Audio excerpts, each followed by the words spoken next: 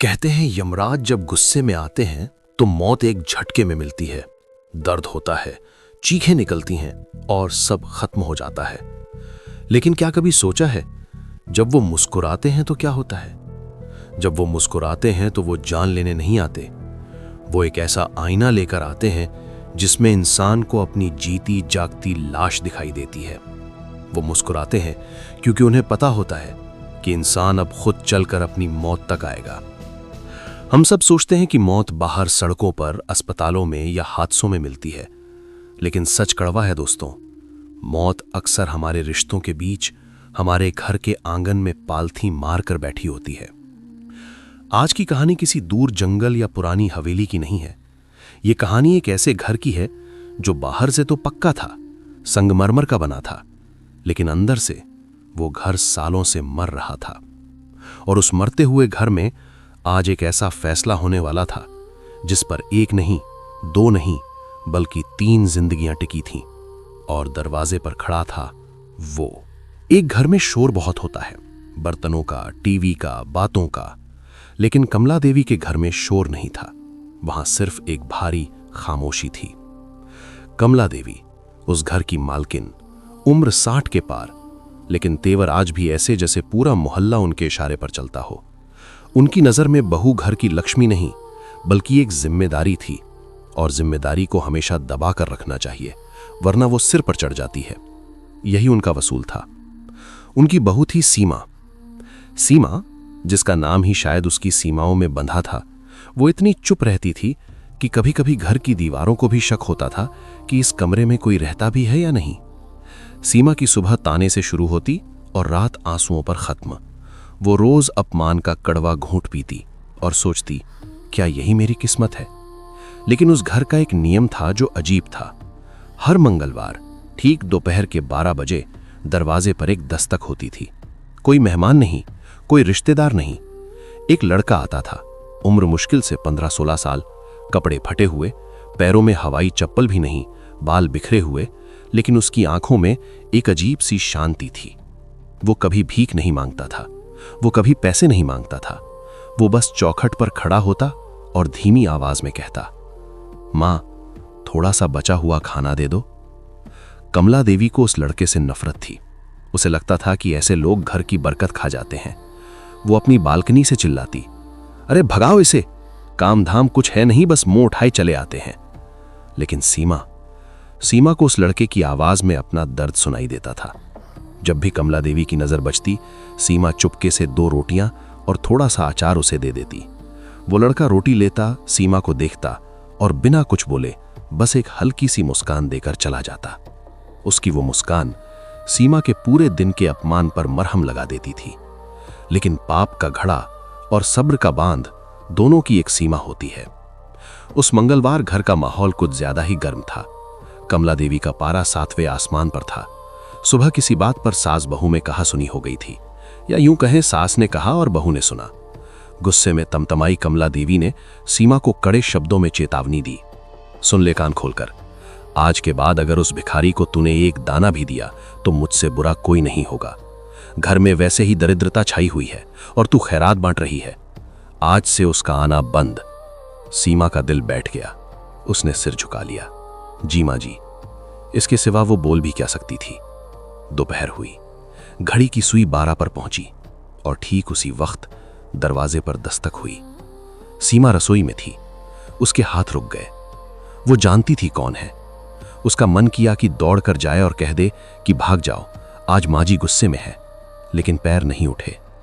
बाहर वही आवाज आई, लेकिन आज वो आवाज थोड़ी कमजोर थी। मां, आज बहुत भूख लगी है। सीमा खिड़की की ओट से देख रही थी। उस लड़के का चेहरा आज पीला पड़ा था। उसकी आंखें अंदर धंस गई थीं, जैसे वो कई दिनों से सोया ना हो। वो कांप रहा था। सीमा ने रसोई में देखा, बर्तन खाली थे, बस एक आखिरी रोटी बची थी। वो रोटी जो सीमा ने अपने लिए बचा रखी थी। सुबह से उसने भी कुछ नहीं खाया था। शायद यही वो पल होते हैं जब इंसान और भगवान के बीच का फर्क मिट जाता है। एक तरफ पेट की भूख थी, दूसरी तरफ सास का डर, और तीसरी तरफ उस बच्चे की मरती हुई आंखें। सीमा ने रोटी उठाई, डरते डरते दरवाजा खोला। लड़के ने रोटी देखी तो उसकी आंखों में जैसे जान आ गई। उसने कांपते हाथों से रोटी ली, लेकिन इससे पहले कि सीमा कुछ बोल पाती, पीछे से कड़कड़ाती आवाज आई, सीमा। सीमा के हाथ से पानी का लोटा छूट गया। कमला देवी जीना उतर रही थी, उनकी आंखों में आग थी। मैंने मना किया था ना, मैंने कहा था ना कि इसे कुछ नहीं देना, मेरी बात की कोई कीमत नहीं है इस घर में। कमला देवी ने लपक कर उस लड़के के हाथ से रोटी छीनने की कोशिश की, लेकिन लड़का पीछे हट गया। उसने रोटी नहीं छोड़ी। उसने कमला देवी की आंखों में देखा। आज उसकी आंखों में डर नहीं था। कमला देवी चिल्लाई, निकल यहां से। और तू सीमा, आज तूने साबित कर दिया कि तू इस घर को बर्बाद करके ही दम लेगी। लड़का कुछ नहीं बोला। उसने बस एक बार सीमा की तरफ देखा, जैसे माफी मांग रहा हो, और खाली हाथ भूखे पेट वहां से चला गया। उस दिन उसके पैर लड़खड़ा रहे थे।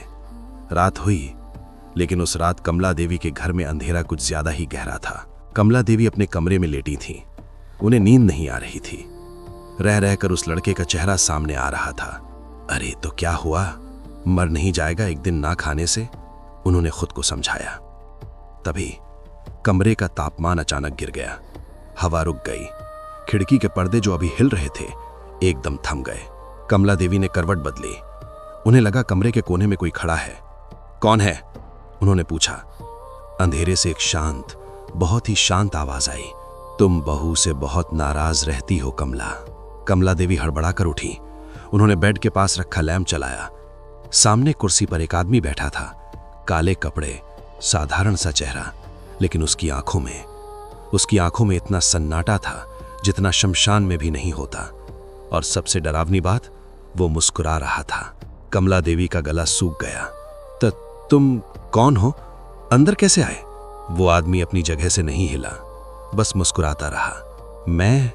मैं तो हमेशा यही था कमला, कभी तुम्हारे क्रोध में, कभी तुम्हारे अहंकार में, बस तुमने मुझे पहचाना नहीं। कमला देवी की रूह कांप गई। उन्हें समझ आ गया कि ये कोई इंसान नहीं है, ये यमराज।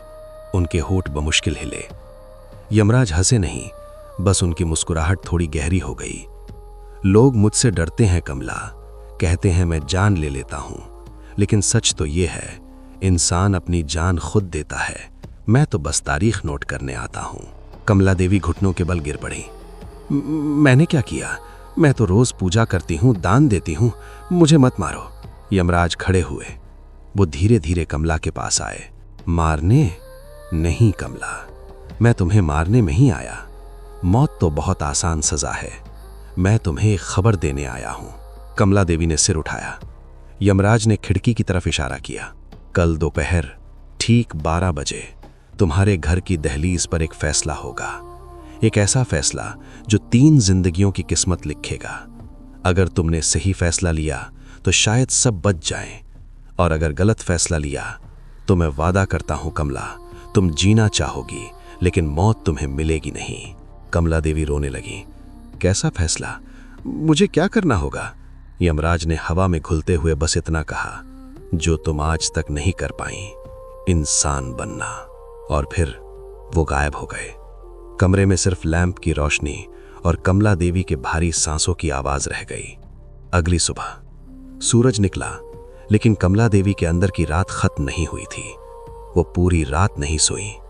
उन्हें हर पल यमराज की वो मुस्कुराहट याद आ रही थी। फैसला? क्या फैसला? सुबह होते होते उनके डर ने गुस्से का रूप ले लिया। इंसान जब डरता है तो वो और ज्यादा क्रूर हो जाता है। कमला देवी को लगा कि यह सब उस मनहूस बहू और उस भिखारी की वजह से हो रहा है। यही जड़ है सारी मुसीबतों की। आज इसे ही खत्म कर देती हूं। दोपहर के 11 बज चुके थे। कमला देवी ने सीमा को बुलाया। सीमा डरी हुई थी। सीमा, अपना सामान बांध ले। कमला देवी ने बिना उसकी तरफ देखे कहा। सीमा के पैरों तले जमीन खिसक गई। माँ जी, कहा ना सामान बांध ले। अब इस घर में या तो तू रहेगी या मैं, और जाहिर है ये घर मेरा है। तुझे अब अपने मायके जाना होगा, हमेशा के लिए। सीमा रोई नहीं, वो गिड़गिड़ाई नहीं। इंसान जब अंदर से टूट जाता है तो आंसू भी सूख जाते हैं। वो चुपचाप अपने कमरे में गई और अपने थोड़े बहुत कपड़े समेटने लगी। समय बीतता गया। 11:59 PM। कमला देवी हॉल में बैठी थी, घड़ी की टिक टिक सुन रही थी। उन्हें लग रहा था कि जैसे ही सीमा घर से निकलेगी वो बला भी टल जाएगी जो रात को आई थी। ठीक 12 बजे दरवाजे पर दस्तक हुई। कमला देवी का दिल जोर से धड़का। सीमा अपना बैग लेकर नीचे आ रही थी। दस्तक फिर हुई। सीमा ने दरवाजा खोला। सामने वही लड़का खड़ा था, लेकिन आज वो खड़ा नहीं हो पा रहा था। वो चौखट पर गिर पड़ा। उसका शरीर तप रहा था। माँ, उसने सीमा की तरफ हाथ बढ़ाया। पानी। सीमा अपना बैग छोड़कर उसकी तरफ दौड़ी। उसने लड़के का सिर अपनी गोद में रख लिया। बेटा, क्या हुआ तुझे? कमला देवी भी दौड़ कर आई, लेकिन मदद करने के लिए नहीं। फिर आ गया तू? अरे मरना है तो कहीं और जाकर मर, मेरे घर के सामने नाटक मत कर। लड़के ने मुश्किल से अपनी आंखें खोली। उसने कमला देवी को देखा और फिर उसने जो कहा, उसने कमला देवी के खून को बर्फ बना दिया। लड़का बोला, माँ जी चिल्लाओ मत, वो नाराज हो जाएंगे। कमला देवी ने पूछा, कौन? लड़के ने कांपती उंगली से कमला देवी के ठीक पीछे इशारा किया। वो जो कल रात आपके कमरे में आए थे। कमला देवी झटके से पलटी। वहां कोई नहीं था। लेकिन फिर लड़के ने कहा, वो कल मेरे सपने में भी आए थे। उन्होंने कहा था आज दोपहर 12 बजे कमला को एक आखिरी मौका मिलेगा। कमला देवी सन्न रह गईं। इस लड़के को कैसे पता? तभी अचानक दरवाजे पर एक परछाई लंबी हो गई। धूप थी, लेकिन ठंडक बढ़ गई। कमला देवी और सीमा ने दरवाजे की तरफ देखा। वहां एक आकृति खड़ी थी। वही काले कपड़े, वही चेहरा, लेकिन इस बार यमराज मुस्कुरा नहीं रहे थे। वो लड़का अब लड़के जैसा नहीं लग रहा था और वो परछाई अब इंसान जैसी नहीं लग रही थी। यमराज ने कमला देवी की आंखों में देखा। उनकी आवाज गूंजी जैसे बादलों की गरज हो। मैंने कहा था कमला, एक फैसला 3 जिंदगियां बदलेगा। उन्होंने सीमा की तरफ इशारा किया। अगर तुमने इस बहू को आज घर से निकाला तो ये अपनी राह बना लेगी, ये जी जाएगी। लेकिन तुम्हारा ये घर, ये दीवारों वाला मकान आज के बाद कभी घर नहीं बन पाएगा। तुम इसमें तड़प तड़प कर अकेली मरोगी। फिर उन्होंने उस मरते हुए लड़के की तरफ देखा। अगर तुमने इसे आज पानी नहीं दिया तो ये अभी मर जाएगा। इसकी मौत का बोझ तुम्हारी आत्मा पर इतना भारी होगा कि तुम्हें नरक में भी जगह नहीं मिलेगी। और अंत में यमराज ने एक कदम आगे बढ़ाया और कमला देवी के चेहरे के करीब आए। और अगर तुम नहीं बदली तो कमला, अपना सामान बांध लो, मेरा रथ बाहर खड़ा है, अगली बारी तुम्हारी है। कमला देवी के हाथ पैर सुन्न पड़ गए। उनकी सारी अकड़, सारा अहंकार, सारी दौलत, सब उसे एक पल में मिट्टी हो गया। उन्हें अपनी मौत सामने दिख रही थी। पहली बार उस लोहे की औरत की आंखों से आंसू निकला।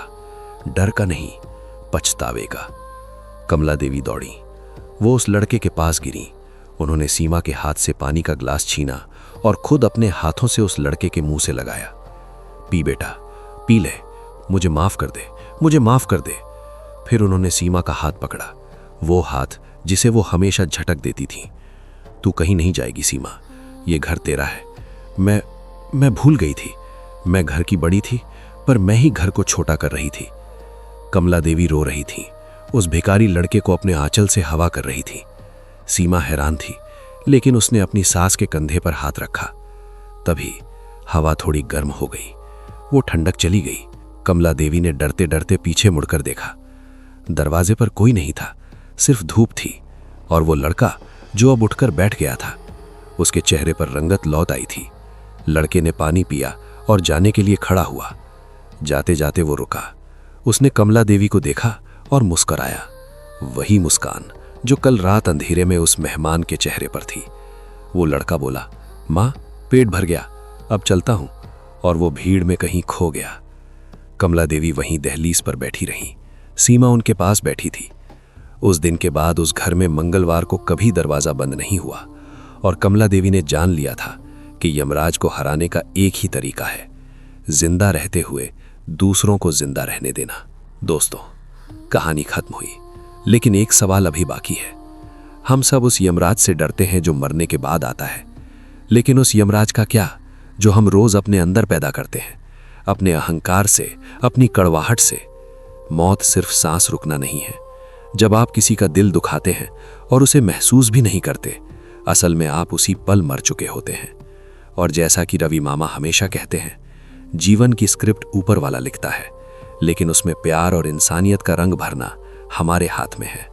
अगर आप चाहते हैं कि ऐसी कहानियां आपकी रूह तक पहुंचती रहें और हम सब मिलकर एक बेहतर इंसान बने, तो अभी इस चैनल को अपना प्यार दें, जुड़े हमारे साथ, क्योंकि यहाँ हम सिर्फ कहानियां नहीं सुनाते, हम सोए हुए ज़मीर को जगाते हैं।